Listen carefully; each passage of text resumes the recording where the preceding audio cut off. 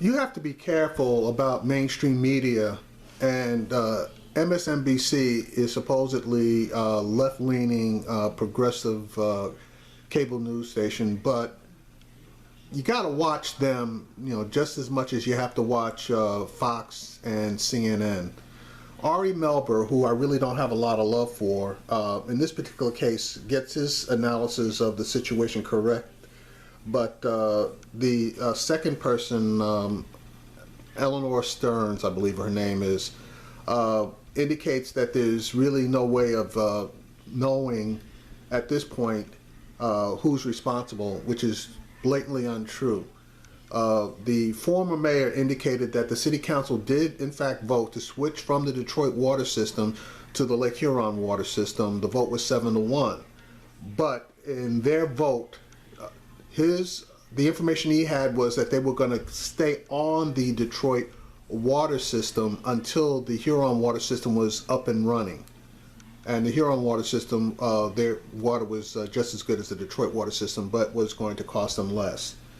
Now, from the point that they voted to approximately, I believe it was June, an emergency manager, was in place, and he had to obviously agree with their vote because he had override authority, and he also had the authority to change any agreement that they made, i.e. he on his own decided to come off of the Detroit water system because Detroit was going to charge them a much higher fee for the water, and to go on to the Flint River water.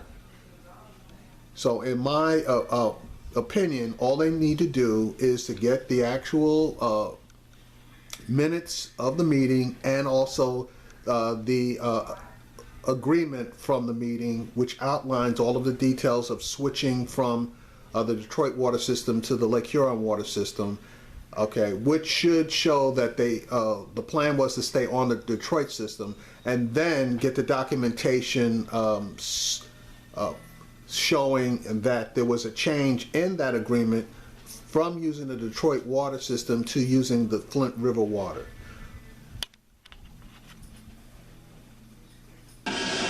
So we're staying on top of the developing story out of Flint and the crisis with the water there. There are two big questions about it right now. How much is it going to cost to fix it, and who's ultimately responsible for the problem? So to look at what we do know about these questions, I'm joined by MSNBC Chief Legal Correspondent Ari Melber. So Ari, we've got this batch, 270 emails released from the governor's office. But does it show a connective tissue of responsibility for how it got so bad? Well, it certainly shows an interest in avoiding responsibility. I think that's the most damning part of these emails. And we should know, Rachel Maddow reporting last night, and she's been on this story from the beginning, that this is a selective release that doesn't go back to 2013 when some of the most critical information was at issue, Thomas. I will also say, to the other question you asked, you said, well, who's ultimately responsible? It depends, of course, on who you ask, but according to new civil suits that we've obtained, they are arguing, according to families who have been hurt by this, that it is both the city and state government that are responsible, that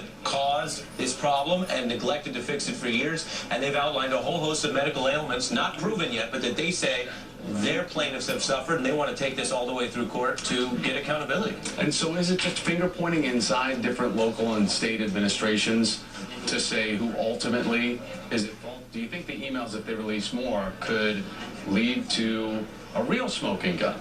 Well, I think what you're asking for really is, can we get a full accounting of what happened, right? And that's not just email. I think when this is all over, when you look at the number of inquiries, including, of course, potential federal investigation, is not just the governor saying, oh, I'll give you some of my emails. That's basically what happened. No, it's going in and taking everything the way you would in a conventional investigation. We don't have a dispute here over wrongdoing. Right? The governor on down, we've now seen basically admitting failure. So the question is, can you get in and look at the emails, the phone call records, the meeting records, and really deal with how the people responsible for public safety ended up advancing public harm? I mean, that's why this is a crisis by any definition. Yeah, systematic failure. Yeah. MSNBC Chief Legal Correspondent Ari Melber. All right, thanks so much. I want to go check in with our colleague Olivia Stearns, who is covering the business and tech angle of this. And when we talk about the business angle, the cost cost of what this means. So we've got the governor.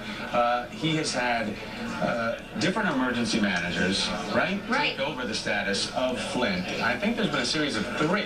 There are currently 3 school districts in Michigan that still have emergency managers. So since Governor Rick Perry came, Rick Snyder, that's the 3rd time I've done that today. Rick Snyder got into office in Michigan in 2010. Since then, there have been 5 of these emergency managers called up. Currently, no towns or cities, no municipalities are still only these 3 school districts. They're basically called up when there's a financial state of emergency, when the state decides that this town or this school district just can't keep track of its budget, and there's sort of a formal review process. There is a written review process, and that team that decides whether or not you're financially unfit to govern your own local area then actually does report up to the governor. Okay, so when it comes to backtracking over whose decision it was, right, to switch the water supply from Detroit to getting this other water, is there a pivot point where we know who exactly did it? Now, this woman didn't do her research because she is absolutely wrong. There's not a team of emergency managers. There's one emergency manager for each area that the governor designates. So she is correct that an emergency manager can be placed over a school, but in the case of Flint, Michigan, which she never answered the question, there was one emergency manager placed over Flint. He retired or resigned. A different emergency manager took his place, and then finally a 3rd emergency manager took his place.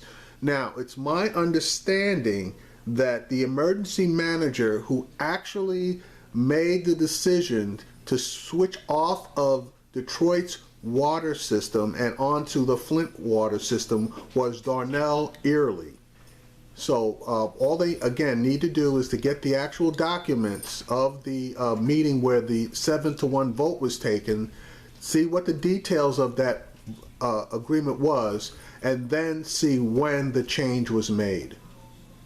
It's hard to say that there is a clear pivot point right now. I mean, there are also questions around how much power an emergency manager really should have. So what happens is the emergency manager is called in because the town can't keep track of its finances. But then what happens is the emergency manager essentially becomes sort of like a mayor, and they can rule by decree. Their power is kind of limited to renegotiating contracts with school districts, and they actually do have the power to terminate collective bargaining agreements, which is interesting because a lot of local leaders would like to be able to overrule the unions, and they can't. The emergency manager can. But to your question about whether or not you can actually point a finger and decide where the pivot point was, no, I think it's too soon. Yeah, that's what folks want to figure out, though. We'll stay on the story. Olivia Stearns, thanks so much.